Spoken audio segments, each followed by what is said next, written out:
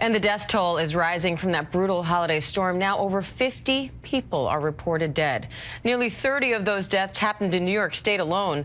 The governor is calling the storm the blizzard of the century as the Buffalo area remains paralyzed from nearly 4 feet of snow.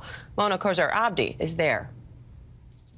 The death toll in western New York rising after what officials are calling the blizzard of the century. A winter nightmare unfolding, at least 51 dead nationwide, 29 in New York State alone. Roads still impassable, forklifts used to clear vehicles. This blizzard is the one for the ages. Wanda Brown Steele's daughter, among one of the victims, found dead in her car after the snow rapidly piled up. It's so easy to ask yourself, why, God? Why? Emergency responders in Buffalo fighting multiple house fires, leaving crews in a dangerous battle with both fire and ice.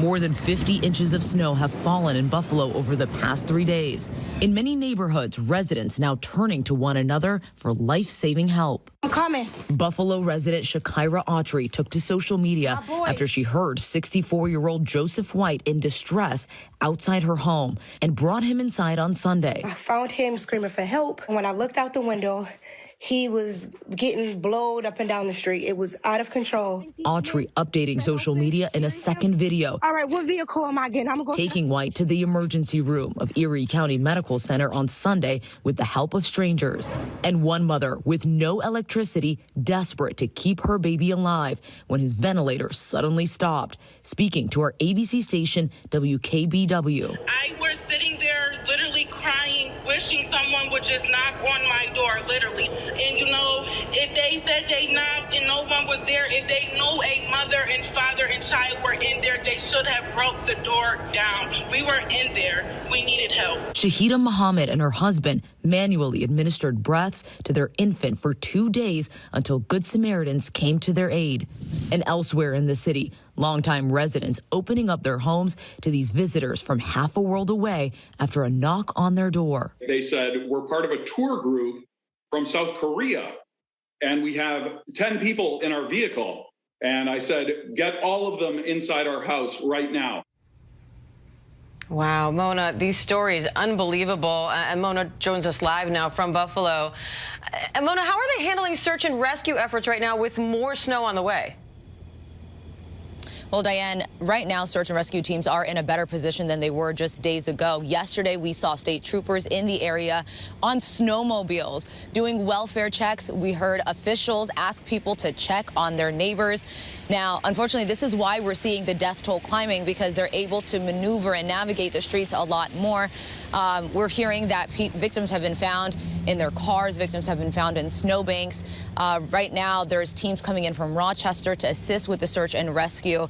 At one point, though, there were no emergency crews. And for the first time in Buffalo's history, we saw all of their fire trucks stuck in the snow, and there were even the rescuers needing rescue. But even then, they were still able to do over 500 rescues. So the search and rescue effort is still ongoing right now, but they are definitely in a better position, Diane. Now, Mona, Buffalo is used to major snowstorms. This is an area very used to snow, and they know how to handle it. So what made this storm so deadly? That is a good question. There's the weather aspect of it, where it was just a combination of the low temperatures with the frozen precipitation, the lake effect snow, so all that together. But as you mentioned, Western New York is used to heavy snowfall, so a lot of people overestimated their ability to drive in this snow. I spoke with one woman who says in hindsight, she's a manager at Walmart, and says in hindsight, their job should have let them off a lot earlier, because by the time she was hitting the road Friday afternoon, she could barely see within feet in front of her. And she actually, not too far from here, just had to abandon her car and had a friend pick her up. And so that is part of the reason this was so difficult for people, is because they thought it was just another snowstorm, and once they got in it, they realized it was a lot more difficult. Yeah, thank God she made it home okay. So how are people there reacting to this, Mona, and how are they coping now?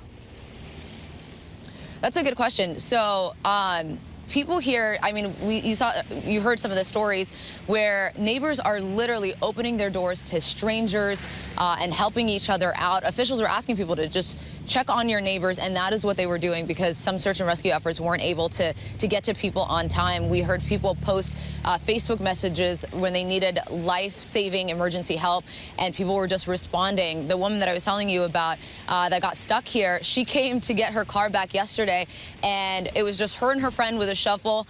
They were at it for about a few minutes, and then these guys just driving around asking people if they needed help came by, and they were able to get her car out of the snow, and then they went to go get her friend's car out of the snow. So I can't understate how incredible it is to see the community of this greater Buffalo area come together and help out complete strangers, because again, at one point that help wasn't coming from officials. Yeah, the one bright spot in tragedies like this is that seeing neighbors helping neighbors in ways you sometimes can't even imagine. Mona Kozar-Abdi, we appreciate it, friends. Stay safe. Hi, everyone. George Stephanopoulos here. Thanks for checking out the ABC News YouTube channel. If you'd like to get more videos, show highlights, and watch live event coverage, click on the right over here to subscribe to our channel. And don't forget to download the ABC News app for breaking news alerts. Thanks for watching.